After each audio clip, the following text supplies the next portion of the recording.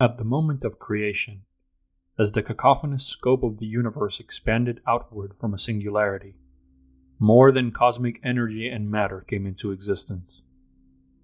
In that instant, alongside the shimmering galaxies and vibrant nebulas, born from the raw power of fresh stars, came the first forms of what we can consider life.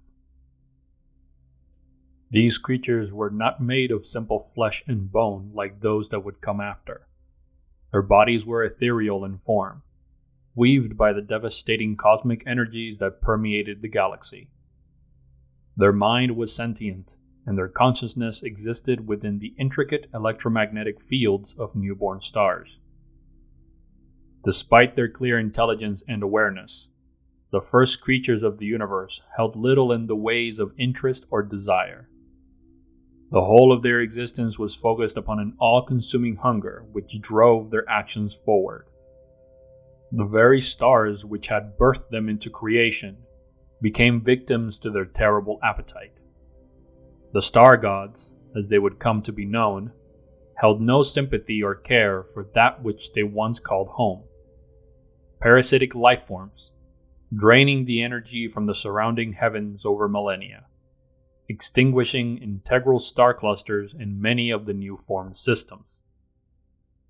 As the life of their victims ebbed away to nothing, those that came first adapted out of desperation. Their hunger had to be sated, and so the only course was to find new prey to feed upon. The gods had no choice but to adapt. In their timeless existence, they learned to move about their surroundings, their bodies growing wings made of translucent electromagnetic flux that expanded around them. Easily, they moved to new star clusters within the Milky Way Galaxy, binding themselves to their prey and beginning the process all over again. Even though they possessed unimaginable power, their awareness knew nothing more than the food they sought. In their passing, they ignored all life forms of matter that could not act as a way to satisfy them. The still cooling planets and moons of the galaxy were left unnoticed, as the first beings searched for new stars to feed upon. As these new worlds settled into their eternal places, nature took hold of their fate, and more life started to sprout into the galaxy. It is in one such world that our story begins to truly unfold. We know not the name of it, or where in the galaxy it was. Those facts, if ever they were known, have been lost to time and death.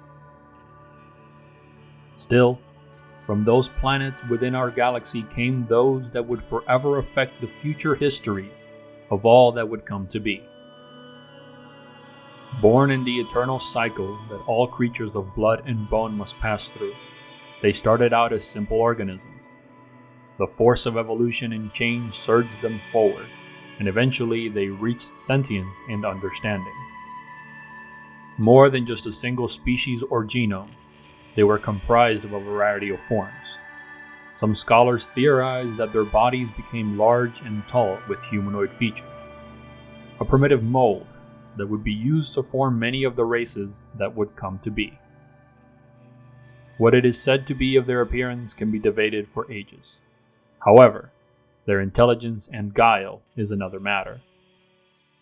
As a people, they possessed a cold, calculating mind and an expansive wisdom.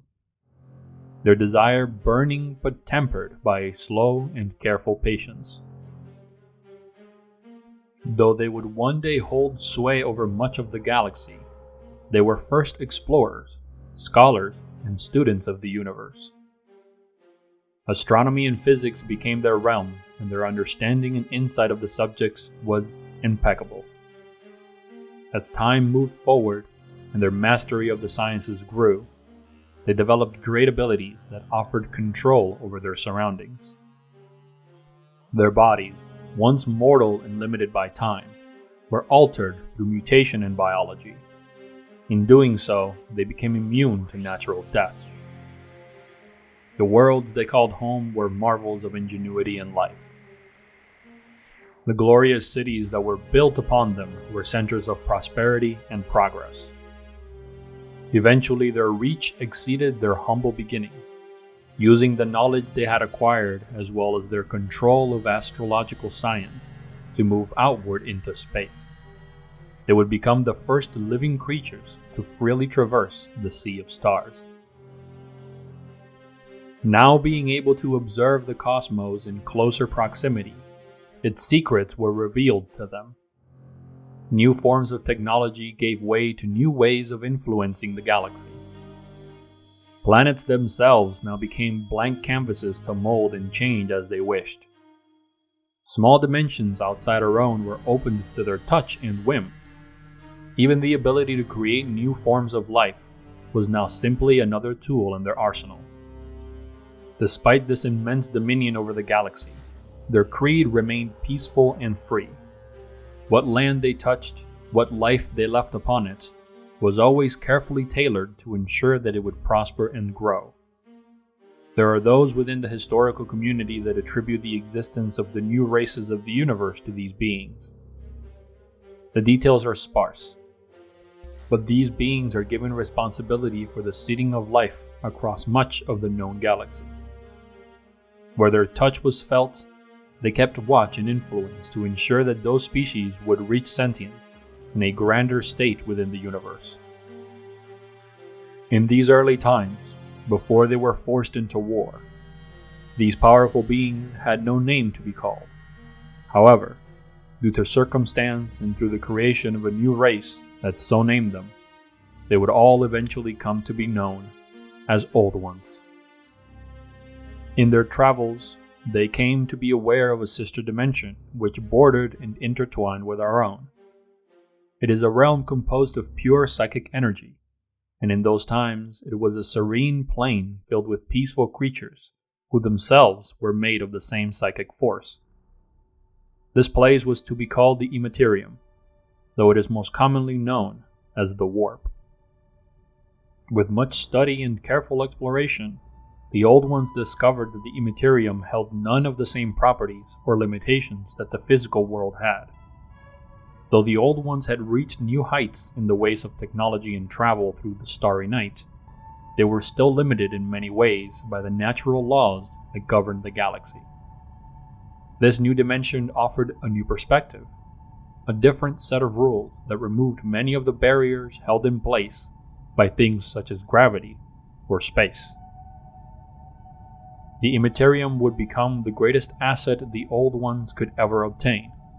Using their technological ingenuity and mastery over space, they created a series of warp gates which expanded the galaxy and cut through the Immaterium. Because the Immaterium and main space were connected in places, but not directly symmetrical, the Old Ones were able to enter the Immaterium through their warp gates and move great distances in the material plane without the need to actually travel the required time. With this network in place, the ancient beings could travel to any of the worlds they had inhabited with a single step. They took the daunting expanse of the galaxy and shrunk it down to nothing. They were able to spread their touch to countless planets. In doing so, Old Ones continued to create and watch over many of the new races in the galaxy. However, their power and knowledge of their domain was not absolute, and through the cracks began to flow a new problem. On a far-flung corner of the galaxy, in a system now known as the Halo Star region, a new race of humanoids sprouted into a putrid and hateful existence, billions of years before mankind's evolution on Terra. The galaxy is rarely kind to those it hosts, and sometimes it can be entirely cruel. Before they first sprouted into a proper existence, those that would call this planet home were set upon a path of suffering. The primary star of their world set too close in the planet's orbit. The constant assault by radiation storms and solar winds brought by the star's close proximity formed the planet into a barren and radioactive wasteland. Its inhabitants were made frail and sickly. From the moment of birth, their bodies were plagued by cancerous tumors, They were once known as the Necron tier, a civilization wrought by misery and pain. Their very culture was formed around the short lifespans of their people. The Necron tier saw the living as only temporary guests, moving through a painful and short existence towards the sepulchre and tombs that awaited them. Their cities were built around the reverence and preparation of the dying, who outnumbered the living by a great margin. Expansive sections of tombs and burial sites made up much of the infrastructure of the planet. Each great monument and work solely dedicated to the reverence, acceptance, and accommodation of death. Despite the terrible hand they had been dealt, the Necron tier were an intelligent species in their own right. A complex social structure permeated their culture, a system made up of varying dynasties, each with a figurehead which ruled over a section of their home world. Settled above these dynasties were the Triarch, a council of rulers made of 3 pharaohs. At the head of the Triarch, and therefore the entirety of the Necron tier empire, was the Silent King. He held absolute dominion over all of the Necron tier people, yet his role was kept separated from those below him. The Silent King, as the name suggests, did not communicate or decree any rulings to the Necron tier. Instead, he spoke only with the pharaohs, directly appointed to him. His law and will spread outward from the mouths of the 2 members of the Triarch. Although the various ruling positions of the Necron tier were dedicated by bloodlines and families, they were never held by a single being for very long. Due to the fleeting nature of their bodies and the accelerated rate of death of their people, many ruling heads crossed the seat of power in the same generation. The last of the Silent Kings would be Zarek, who would rule until the last days of the Necron tier empire. For all of their curses and setbacks, the Necron tier endured their reality with grim determination to escape their wretched world and expand their empire to the stars. Driven forward by both ambition and desperation, the Necron tier broke out of the confines of their world. Unlike the old ones, they still knew very little in the ways of technology and space travel. Their ships, powered by antimatter, were slow, only able to travel by conventional means over the long expanse between planets. In their voyages, the Necron tier would often seclude themselves into long periods of hibernation within stasis crypts in tomb-like ships. However, regardless of their distance to their home star, the Necron tier still suffered greatly from their disease and cancers. This would be a reality that they would never escape, as the radiation from the star had forever poisoned their living forms. Their influence did spread, and the Necron tier dynasties eventually held dominion over much of the ancient galaxy. It was an eventuality that they would come across those that had already mastered the ways of interstellar travel. In their interactions, the Necron tier found these beings to be incomprehensibly powerful and knowledgeable. The Old Ones had existed for eons before the Necron tier, and they knew much of the universe and its inner workings. With the use of their warp gates, the Old Ones' conquest of the galaxy had been swift and clean. Their exchange also revealed to the Necron tier that the Old Ones had unlocked the secrets of expanded, if not truly immortal life. A secret that the Necron tier desperately coveted with a powerful fury. They desired all the power and knowledge that the Old Ones had amassed.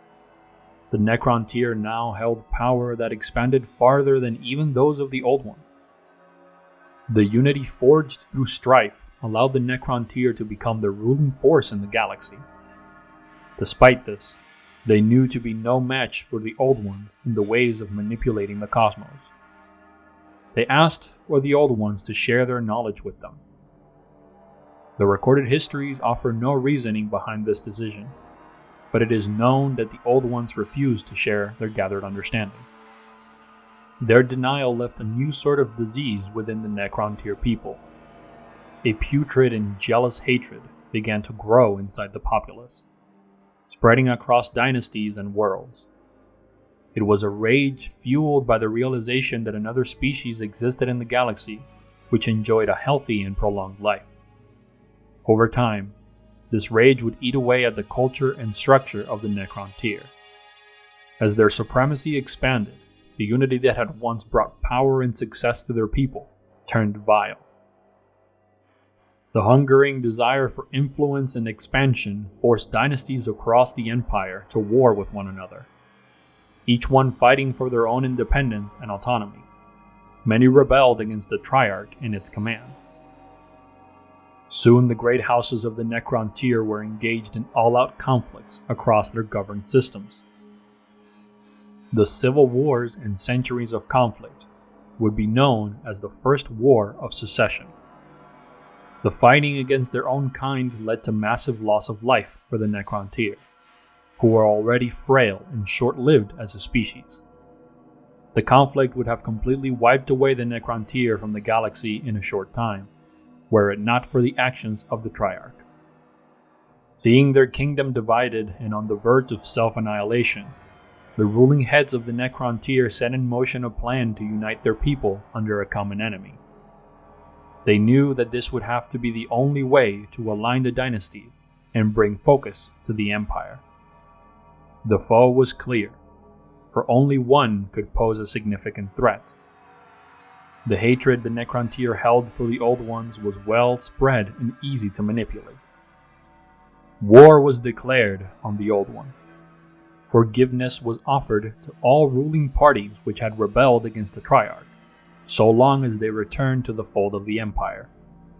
So it was the Necron tier consolidated their powers under a single banner, and set in motion their first attempts to destroy the enemy which had kept the secrets of the universe from them.